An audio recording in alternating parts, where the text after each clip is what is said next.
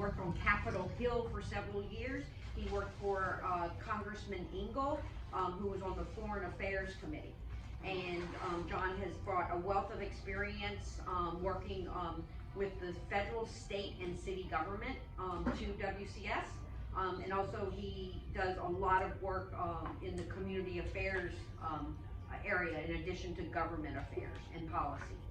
And so also a little known fact to some people, but a really special honor. John comes from Italy.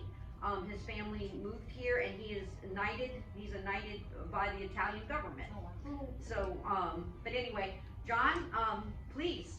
Thank you. That and a I don't know how much will get me on the subway in Italy. I'm not sure, but it is one of the great honors for my family, especially that I was knighted. But I do want to say, first of all, thank you very much for funding induction. What you will find at WCS is that once you get here, you don't really leave because it's such a special and incredible organization. And I always find it's important to kind of start Prospect Park Zoo, the Metropolitan Museum of Art. They're all on public land, but privately managed. So that is who we are. We're a privately managed organization that manages public lands here in New York. And we were mandated in 1895 by New York State to create a zoological garden to educate New Yorkers specifically, but all people, and also, interestingly enough, to protect wildlife around the world. And we were one of the first, and actually in the United States, we believe we were the second conservation organization founded in 1895. So we have a long history of doing this kind of education and conservation work. And our history goes back to the American bison. I mean, that's one of our founding stories.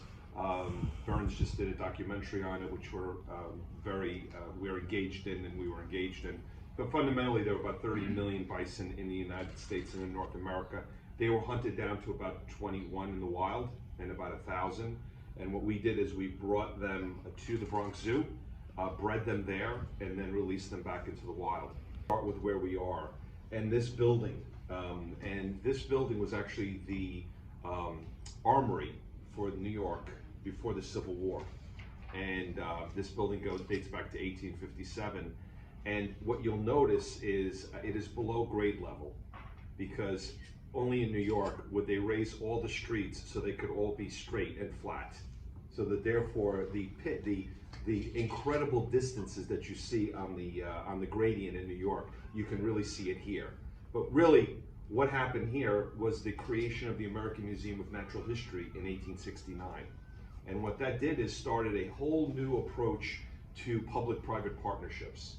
And these public-private partnerships in New York, there are 34 of them. The Bronx Zoo,